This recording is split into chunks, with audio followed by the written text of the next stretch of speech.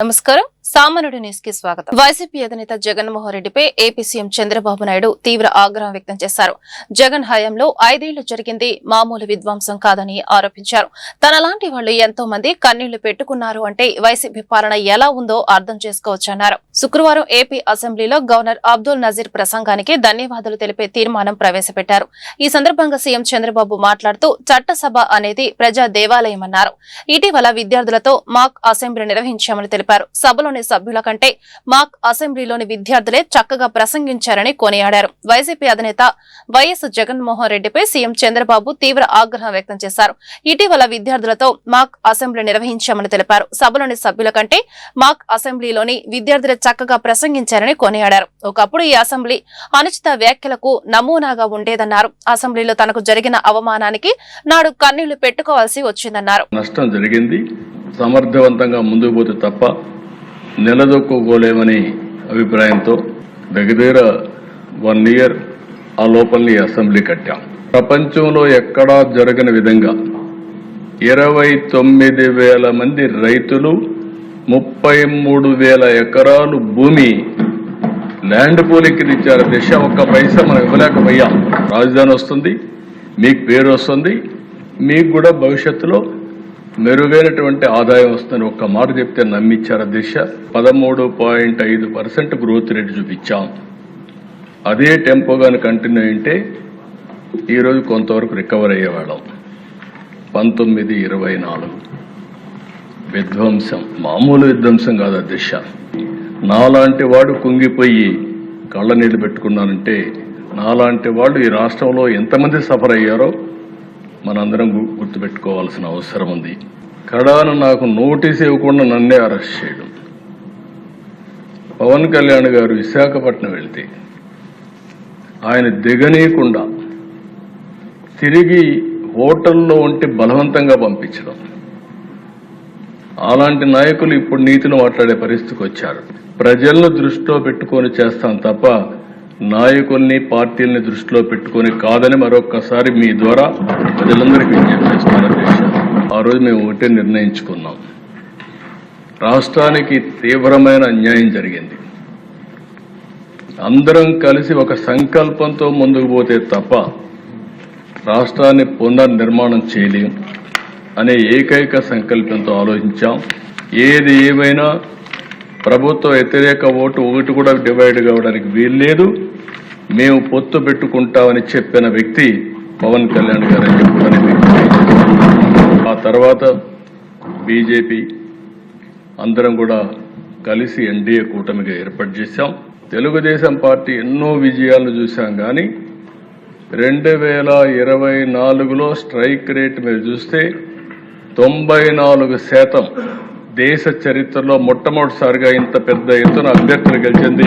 అసెంబ్లీలో AP governor Abdul Nazir ప్రసంగానికి ధన్యవాదాలు తెలిపే కార్యక్రమం జరిగింది. ఈ కార్యక్రమంలో డిప్యూటీ సీఎం పవన్ కళ్యాణ్ పాల్గొని గవర్నర్ కు ధన్యవాదాలు తెలిపారు. అనంతరం కేంద్ర బడ్జెట్ పై చర్చలు కొనసాగాయి.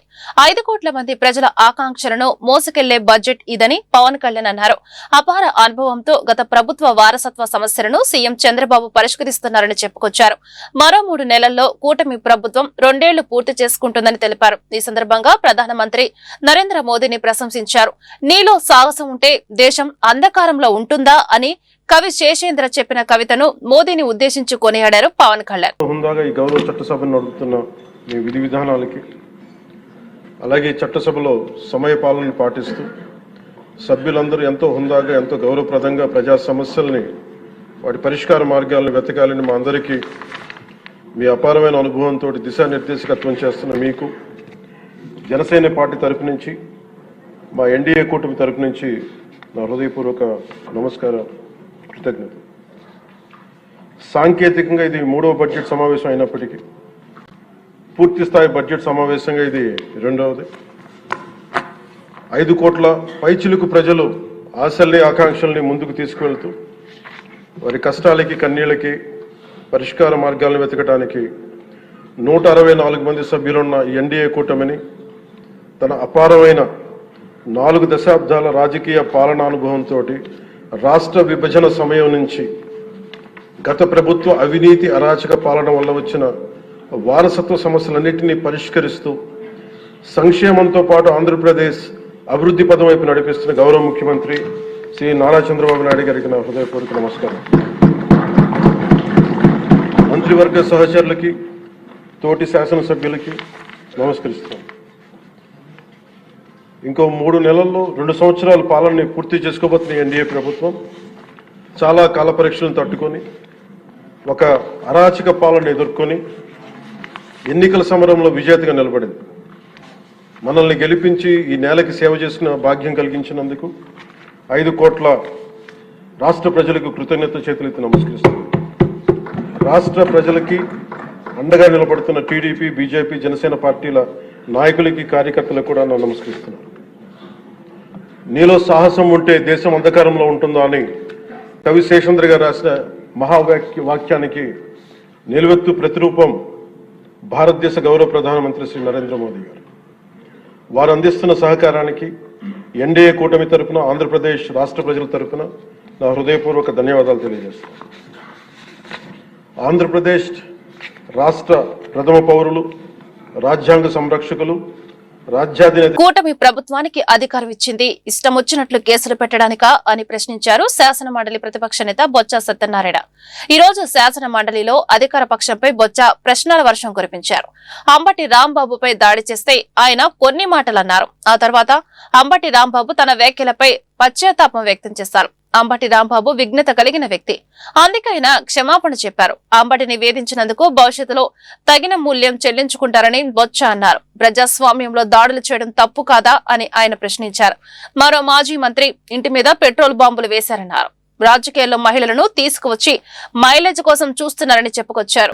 ఆయన ఇచ్చారు కాబట్టి రాంబాబు గారిని, రాంబాబు గారి పేరు చెప్తాను సార్. వారు ఇన్సిడెంట్ ఆయన మీద దాడి చేసి ఆయన అదే పద్యాలతో ఆయన దూషిస్తే ఆ ప్రెసిడెన్స్లో ఆయన వచ్చి మాట్లాడి మళ్ళీ వెంటనే వితిన్ 3 నిమిషాలు రిలైజ్ అయ్యి నేను అనకూడదు, తప్పైంది, క్షమించండి, నా వయసుకి సాంప్రదాయం కాదు, నా వయసుకి మాట్లాడకూడదు, నేను దాన్ని విత్డ్రా చేసుకుంటాను, క్షమించండి అని చెప్పి ఆయన చెప్పాడు. ఆయన విజ్ఞాన వ్యక్తి కాబట్టి ఆయన వచ్చి చెప్పాడు. ఆయన బట్టి ఆయనే ఎవరు ఆయనేమి పేరు చూపెట్టక ముందే ఆయన చెప్పాడు. దయచేసి అది కూడా ఆలోచించండి. అలాంటి వ్యక్తి మీద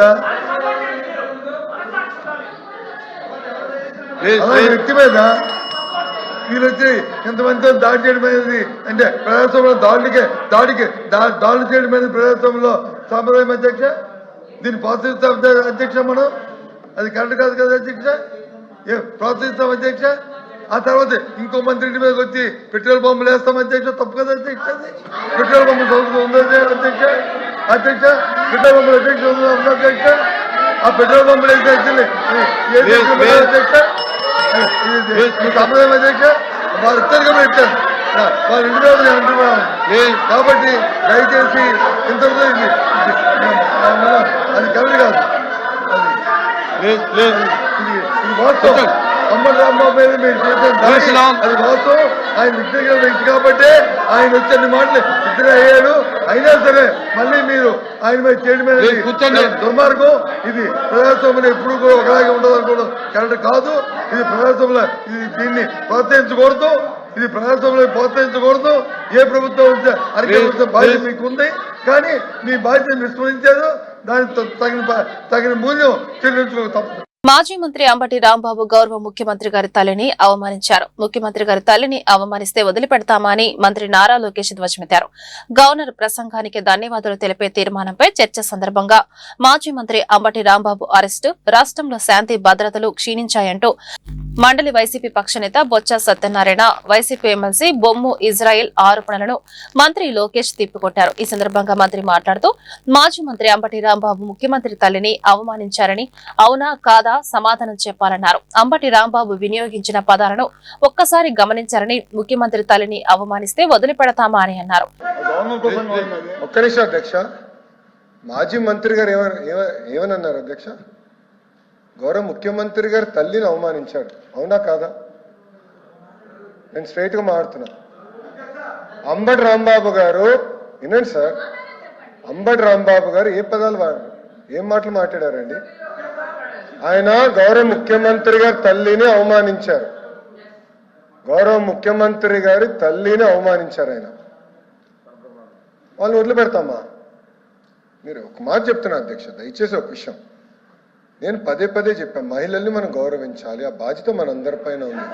హౌస్ లోపల కానీ హౌస్ బయట కానివ్వండి, మహిళల్ని గౌరవించాల్సిన బాధ్యత మన అందరిపైన ఉంది. ఆయన మళ్ళీ ఏమన్నారు, ఎవరు తిట్టలేదు సార్, ఇక్కడ మేము ఎవరిని తిట్టట్లేదు అధ్యక్ష. మా సొంత కార్యకర్త భారతిరెడ్డి గారి పైన, భారతిరెడ్డి గారి గురించి మాట్లాడితే ఇమ్మీడియట్ గా మేము యాక్షన్ తీసుకున్నాం. మీరు అడిగే లోపల జైలుకి వెళ్ళాడు అధ్యక్ష, రిమాండ్ మేము పంపించాం అధ్యక్ష. అది మాకు ఉన్న చిత్తశుద్ధి. గౌరవ మాజీ ముఖ్యమంత్రి వర్యులు అక్కడికి వెళ్తూ 2 చిన్న మాటలు అన్నారు. చిన్న మాటలు అవుతుంది అధ్యక్ష? ఒక తల్లిని అట్లా అవమానిస్తే చిన్న మాటలు అవుతుందని అడుగుతున్నా.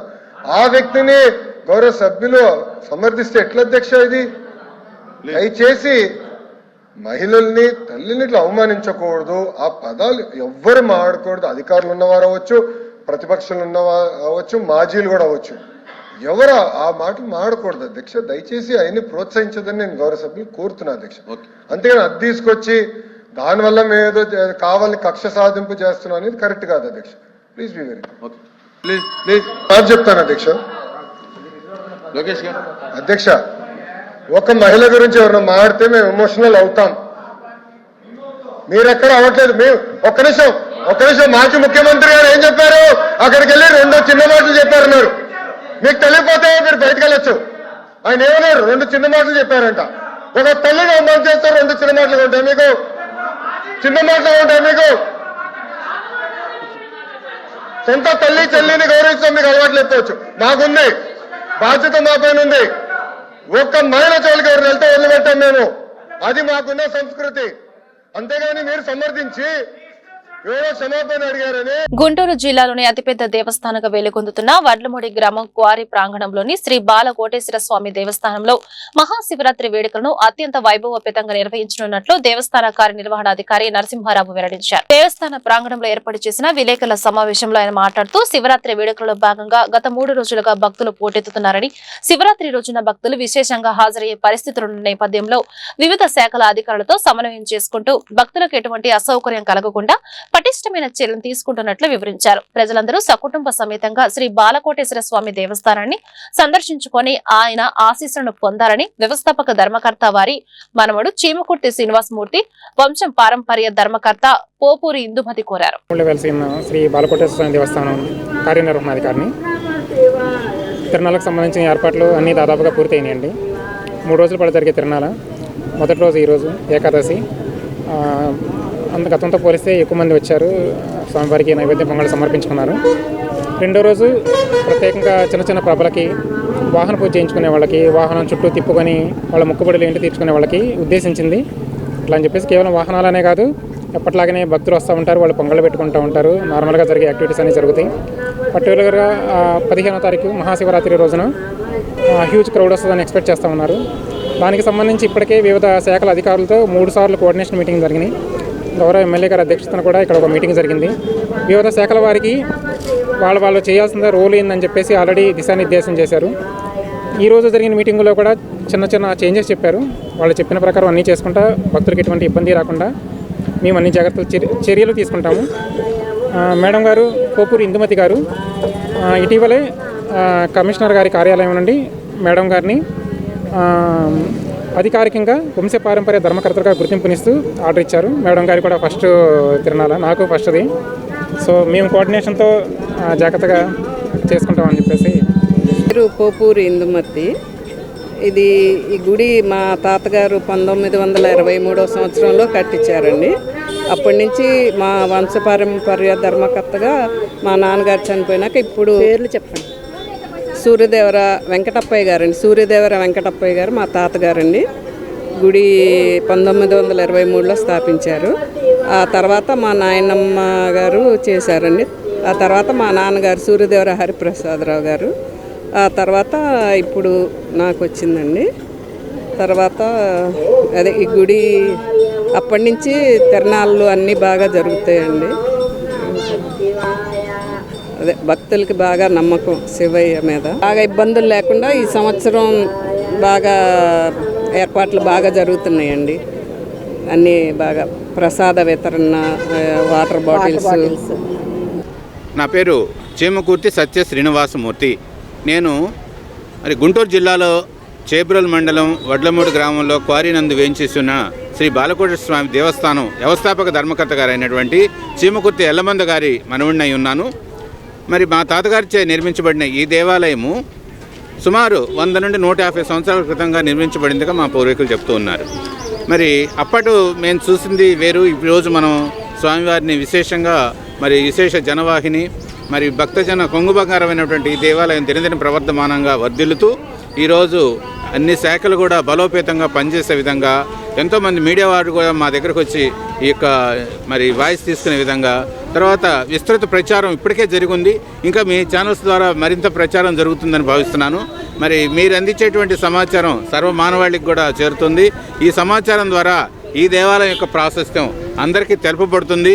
మరి మారుమూలన ఉన్నటువంటి మరి ఇక్కడికి రాలేనటువంటి భక్తులకు కూడా ఇక్కడ ఒక దేవాలయం ఉంది. విశేషంగా ఇక్కడ పూజలు జరుగుతాయి.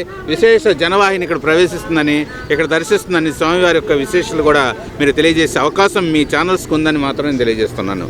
అంతేకాకుండా ఈ దేవాలయము మరి ఉమ్మడి గుంటూరు జిల్లాలో సెకండ్ ఇంపార్టెంట్ టెంపుల్గా అప్పుడు చెప్పుకోబడింది. ఫస్ట్ ఫేజ్లో కోటప్పకొండ, సెకండ్ ఫేజ్ మన ఈ బాలకోట స్వామి దేవస్థానం వడ్లమూడిగా ఉంది. ఇప్పుడు జిల్లాల విభజన జరిగిన తర్వాత మరి కోటప్పకొండ పల్నాడు జిల్లాలో, గోవాడ మరి బాపట్ల జిల్లాలో వెళ్ళిపోయిన తర్వాత గుంటూరు జిల్లాలో అత్యంత వైభవోపేతంగా తిరునాళ్ళు జరిగేటువంటి ఏకైక శివాలయము శైవక్షేత్రం, ప్రసిద్ధ శైవక్షేత్రంగా ఈ క్వారీ బాలకోటేశ్వరుడు ప్రశస్తి నొంది ఉన్నాడు. అంతేకాకుండా ఈ స్వామి బాలకోటేశ్వరుడు అయినందున వివాహం ఉండదండి. మిగతా అన్ని దేవాలయాల్లో పార్వతీ పరమేశ్వర కళ్యాణం జరుగుతుంది. ఇక్కడ విశేషం ఏమంటే లింగోద్భవ పూజ జరుగుతూ ఉంది.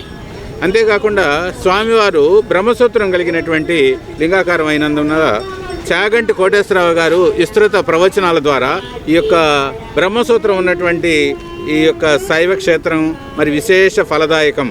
ఈ యొక్క క్షేత్రాన్ని దర్శించడం, ఈ క్షేత్రంలో అభిషేకం చేయటము మరి అనేక. గుంటూరు నగరం జేకేసీ రోడ్డు నడిబొడ్లో ఇల్లు, షాపులపై గుర్తు తెలియని దుండగుల దాడి. జేసీబీ మారణ ఆయుధాలతో షాపు, ఇల్లు తలుపులు పగలగొట్టి ఆస్తి నష్టం చేసిన దుండగులు. సుమారు 30 మంది వరకు ఈ దాడిలో పాల్గొన్నట్లు చెబుతున్న బాధితులు. సుమారు 2 లక్షల వరకు డబ్బులు తీసుకుని పారిపోయిన దుండగులు. సమయానికి పోలీసులు రావడంతో ప్రాణాపాయ స్థితి నుంచి బయటపడ్డ బాధితులు. 2 మహిళలు, 1 పురుషుని అదుపులోకి తీసుకున్న పోలీసులు. తమపైకి దాడికి దిగిన వ్యక్తులు ఎవరో తమకు తెలియదని చెప్పిన బాధితులు గత 16 సంవత్సరాలుగా రిజిస్టర్ చేపించుకొని నివాసం ఉంటున్నట్లుగా తెలిపిన బాధితులు. ఘటనా స్థలంలోనే జేసీబీ లారీని వదిలేసి పారిపోయిన దుండగులు. దొరికిన దుండగులు వదిలి వెళ్లిన జేసీబీని ఆధారంగా చేసుకుని విచారిస్తే విషయాలు బయటకు వస్తాయని బాధితుల ఆవేదన. ఇంటి యజమానులు K Meenakshi, K Venkateswarlu, Krishna poultry యజమాని ఆజిజ్, తులసి బొటిక్ యజమాని శేషయ్య తమ గోడును మీడియా ముందు వెళ్లబుచ్చుకున్నారు. నమస్తే సార్. రాత్రి 12:30 ఆ ప్రాంతంలో గుర్తు తెలియని వ్యక్తులు క్రెయిన్ తీసుకొని, లారీలో ఒక క్రెయిన్ తీసుకొని మా మీదకి దాడి చేయడానికి వచ్చారు సార్. మాకైతే వాళ్ళు తెలీదు. మేము ఇంట్లో ఉన్నాము. మేము 4 మెంబర్స్ ఉంటాము. మేము ఇంట్లో ఉన్నాము. ఫస్ట్ వచ్చేసి చికెన్ షాప్, మా పక్కన చికెన్ షాప్ ఉండే, చికెన్ షాప్ మీద దాడి చేస్తుంటే మాకు సౌండ్లు వచ్చాయి. సౌండ్లు వచ్చి మేము బయటకు వచ్చి చూస్తే మేము ఎందుకు ఇలా చేస్తున్నారు అని అడిగినందుకు క్రెయిన్ అతను అన్నాడు, అడ్డొస్తే మిమ్మల్ని కూడా తొక్కిచ్చేస్తాను అని అన్నారు. క్రెయిన్ తో మా గేట్ పగలగొట్టేసి ఒక 10 మెంబర్స్ మగవాళ్ళు, ఒక 20 మంది ఆడవాళ్ళు వచ్చారు సార్. వచ్చేసి పైకి వచ్చేసేసి మా తలుపులు పగలగొట్టేసేసారు. తలుపులు పగలగొట్టేసేసి లోపలికి వచ్చి నేను అడ్డుపడినందుకు నా మీద దాడి చేశారు. ఇదంతా దాడి చేసేసి మా ఇంట్లో ఉన్న 1,50,000 రూపాయలు క్యాష్ తీసుకొని, ఆ లోపు పోలీసు వాళ్ళు వచ్చే లోపు వీళ్ళు ఏం చేశారంటే అటు బ్యాక్ సైడ్ నుంచి దూకేసి వెళ్ళిపోయారు సార్. ఆడవాళ్ళని మాత్రం 2 పట్టుకున్నారు, మగవాళ్ళని 1 పట్టుకున్నారు. పోలీసు వాళ్ళు వచ్చి తీసుకొని వెళ్ళారు సార్. వాళ్ళకి మీకు గతంలో ఏమన్నా గొడవలు? మాకు ఎటువంటి గొడవలు లేవు సార్. వాళ్ళు ఎవరో కూడా మాకు తెలీదు. వాళ్ళు ఫస్ట్ టైం రావడం, ఇలా నార్మల్ గా వచ్చి బెదిరించడం అవన్నీ జరిగాయి. మమ్మల్ని బెదిరించలేదు, మా పక్కన ఉన్న వాళ్ళు. మమ్మల్ని ఒక్కళ్ళనే కాదు, పక్కన చికెన్ షాప్, పక్కన మిషన్ షాప్, ఆ పక్కన ఫ్యాన్సీ షాప్ ఒకటి ఉంది, దాని మీద కూడా దాడి చేయడానికి వచ్చారు. ఇంతలోపు పోలీసు వాళ్ళు వచ్చేలోపు వాళ్ళు ఇంకా ఎటు వాళ్ళు అటు కూడా మేము గత 16 సంవత్సరాల కిందట కొన్నామండి. కొని కృష్ణ పౌల్ట్రీ ఫామ్ కి అద్దెకి ఇచ్చామండి. 13 సంవత్సరాల నుంచి వాళ్ళే ఉంటున్నారు దాంట్లో. ఇది నిన్న 12వ తారీఖు రాత్రి 12:30 సమయంలో కొంతమంది వచ్చి ఇలా చేశారని గుమ్మస్తా ప్రసాద్ అనే అబ్బాయి నాకు ఫోన్ చేశారు, ఇలా చేస్తున్నారని. వారు దాని పక్కన ఇంటి వాళ్ళు కూడా ఫోన్ చేశారు, ఇలా ఎవరో వచ్చారు పొగలేరు వేసుకుని వచ్చి కొంతమంది 30 మంది దాకా జనాలు ఆడోళ్ళు మగోళ్ళు కలిసి ఆటోలు వేసుకొని అవి వచ్చి ఇలా పొగలు కొడుతున్నారు రండి అన్నారు. నేను వచ్చి చూస్తే ఇక్కడ మొత్తం లాగేసి ఆ గుడ్లు వీటిలో మొత్తం తెల్లా చదరం మొత్తం రేకులు గీకులు మొత్తం పొగలేని పెట్టి ధ్వంసం చేసి పక్కన ఇంటి వాళ్ళకి కూడా ధ్వంసం చేసి వాళ్ళ ఇంట్లో పాపం ఆడపిల్లలకి వాళ్ళకి అందరినీ కొట్టి గందరగోళం చేసి ఉన్నారు. చాలా ఇదిగా ప్రవర్తించారు. వాళ్ళు చెప్పడం ఏంటంటే ఆ టైంలో పోలీసులు వాళ్ళు వచ్చారు కాబట్టి మేము బతికాం, లేకపోతే మమ్మల్ని చంపేసే వాళ్ళు అనే ఎత్తుగా వాళ్ళు చెప్పుకొని వచ్చారు. ఆ పాపం కూడా మేము తీసుకెళ్లి హాస్పిటల్లో కూడా చూపెట్టి ఎమ్మెల్సీ చేపించాం. తర్వాత ఇవాళ ఇప్పుడు కంప్లైంట్ ఇస్తానికి వెళ్తున్నాం.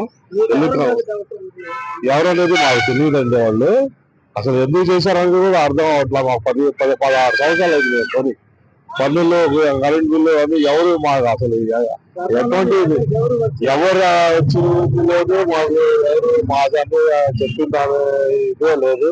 ఏదైనా ఉంటే ఒక ఇదిగా రావాలి కానీ అర్ధరాత్రి వచ్చి గడ్డ పొగులు కత్తులు రాడ్లు అవి తీసుకుని వచ్చి పొగలు తెచ్చి ఈ విధంగా చేయటం కరెక్ట్ కాదు కదండి. ఎంత విలువ ఉంటది ఆస్తి విలువ నష్టపోయింది? మా అద్దె వాళ్ళు చెప్పటం ఏంటంటే 2-2.5 లక్షల దాకా నష్టం జరిగిందని చెప్తున్నారండి. వాళ్ళ సామాన్లు కానీ వాళ్ళ మా రేకులు కానీ మొత్తం మా షాప్ మొత్తం. నేను ఓనర్ అండి. ఈ షాప్ వాళ్ళు రాత్రి 12 గంటలకి ఇట్లా పగలగొడతామని వచ్చారు అని మాకు ఫోన్ చేశారు. ఫోన్ చేయంటనే మేము వచ్చాము. మేము వచ్చేపటికి వీళ్ళందరూ పారిపోయారు. ఆడోళ్ళు మగోళ్ళు వచ్చారంట, కొట్లేను లారీ తెచ్చి వచ్చారంట, పారిపోయారు. మేము కొని 16 ఏళ్ళు వస్తుంది. మేము కొన్నాళ్ళు పెట్టాము. మేము 4 సంవత్సరాల నుంచి అద్దెకిచ్చాము కొట్లు. మేము అంతకుముందు మేము ఉన్నాం. మాకెవరు బెదిరింపు కావాలి కానీ మాకేమి ఎవరు వచ్చి మమ్మల్ని అడగలేదు. మీకెవరి మీద అనుమానం మాకు వాళ్ళకి ఏం అనుమానం లేదండి. వాళ్ళు వచ్చిన వాళ్ళు కూడా మనకు తెలియదు. ఇంతకుముందు ఎప్పుడన్నా ఇలాంటి బెదిరింపు రాలా. ఈ 16 సంవత్సరాలు ఎప్పుడు రాలా. మేము శిరీష అనుకుంటా అమ్మాయి పేరు. ఆ అమ్మాయి దగ్గర రిజిస్ట్రేషన్ మాది. రిజిస్ట్రేషన్ స్థలాలే. మేము 16 ఏళ్ళు అవుతుంది కొని కూడా. మాకింతవరకు ఎవరు కాల్స్ కూడా వేయలేదు, ఖాళీ చేయమని రాలేదు, బెదిరింపు కాలు రాలేదు. కరుడు కట్టిన నేరస్తులకు కూడా జైలుకు వెళ్లిన తర్వాత పరివర్తన వస్తుందని, కానీ అంబటి రాంబాబుకి పరివర్తన రాలేదని, అంతేకాకుండా పద్ధతి కూడా మారలేదని గుంటూరు జిల్లా తెలుగుదేశం పార్టీ అధ్యక్షులు పిల్లి మాణిక్యరావు వ్యాఖ్యానించారు.